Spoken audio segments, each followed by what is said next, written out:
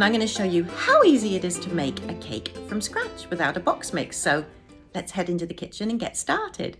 So here we are in my kitchen, and we're now going to make our own Raising Your Spirits cake. And the directions to the recipe are in the description at the bottom of the video. So don't worry, you don't have to follow along with me now, just have fun and see how we do it. So in a bowl, you're going to have a stick of butter. Make sure it's really, really soft. That way it's much easier to mix. And a half cup of sugar.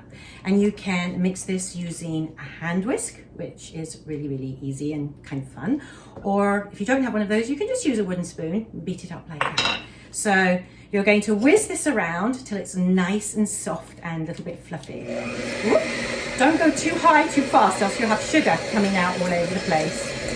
Whisk it around. And the faster you go, the quicker it will mix. But like I said, you don't want to go too fast too soon. And then when it's nice and fluffy, you're going to crack in your eggs one at a time. If you don't want to crack them directly into the bowl, you can actually crack them into a little dish and then pour them in. And that way, you don't have to worry about getting shell in your bowl. But I'm a risk taker, so I'm going to do it directly into my bowl. If you've never cracked an egg, you just hold it like this, give it a gentle tap on the side of the bowl, and then take your thumbs into the middle of the egg where the crack is and just pull it apart gently. And look, wow, like magic, your egg comes out. Okay, let's give that one a quick blast. And then you're going to do the second one in exactly the same way. And cake making is so fun. I love it. I mean, you can do it when you're feeling sad. You can do it when you've got something to celebrate. But who doesn't love a piece of warm, fresh from the oven cake? Okay, here we go. Second egg.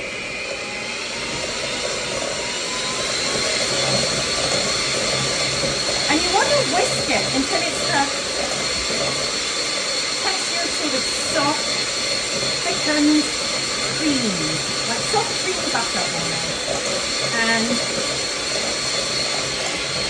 you'll know when you get there because it'll start to look slightly thicker than it is now, if you can see that. And then we're going to add in our flour mixture.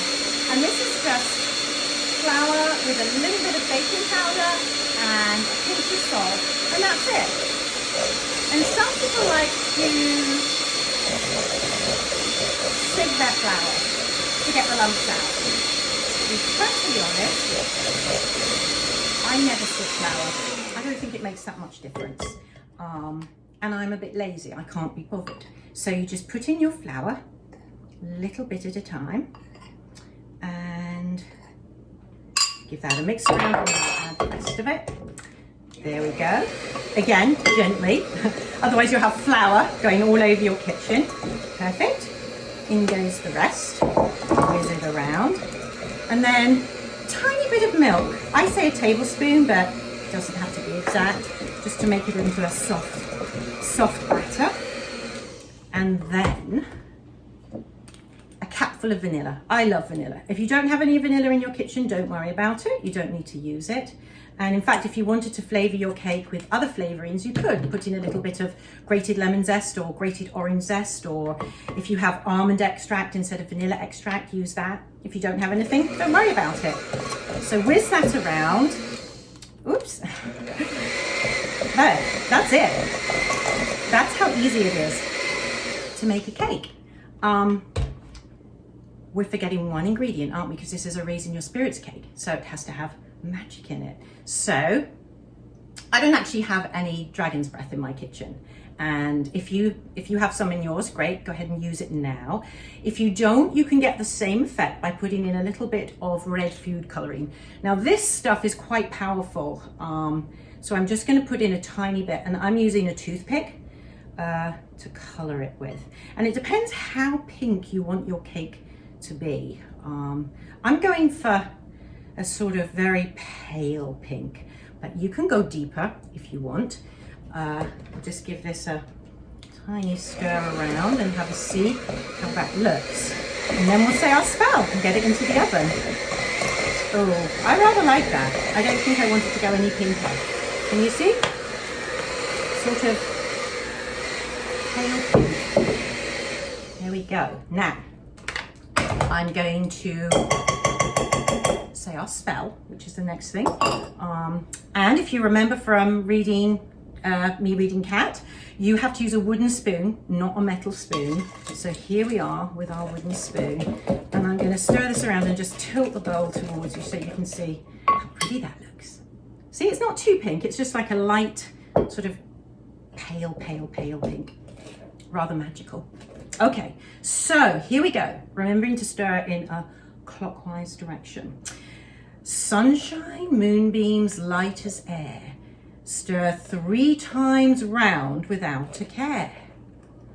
Warm winds, laughter, spirits rise. Stir back 3 times, counterclockwise. Okay, I felt the magic going. Now, you can bake this in either a round or a square cake tin. This is about 7 inches, 6 inches, 8 inches, you know, thereabouts. Or you can make it into cupcakes if you feel like going that route.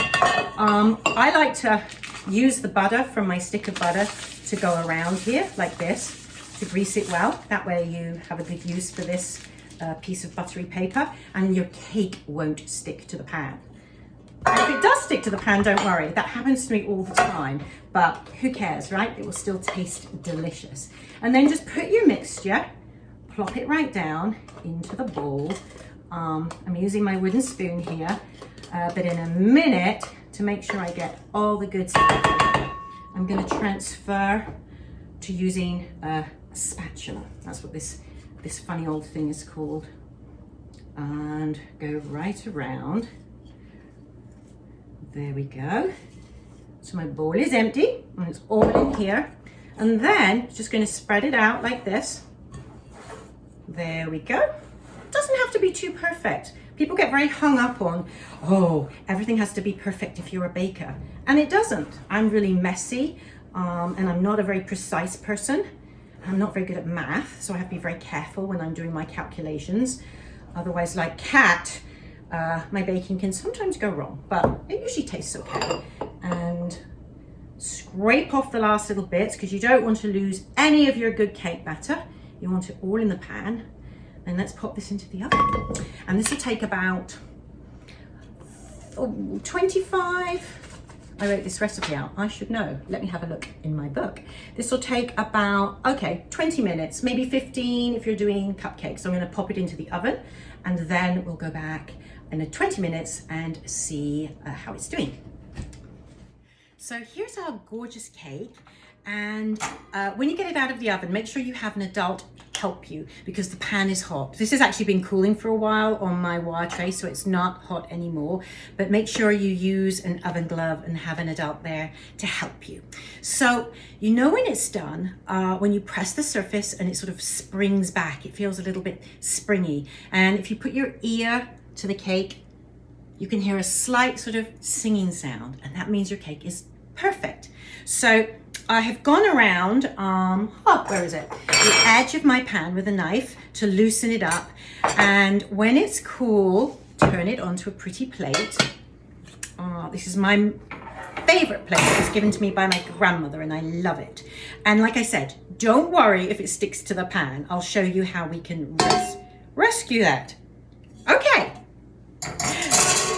Pretty good, and such a pretty color. But if it had stuck to the pan, just get a knife, take it out, and then sort of put it back on the cake. No one will know. Oh, it smells delicious. I'm smelling sugar and butter. My spirits are feeling better already. Now, this is just a very simple frosting. It's just softened butter, powdered sugar, a little bit of milk, and a bit of vanilla. And it is so much better than the frosting that comes in a can, and so easy to make. You just, again, use your whisk to whisk it all together. And I'm going to put this on and swirl it around. Oh, a little bit of cake came off there.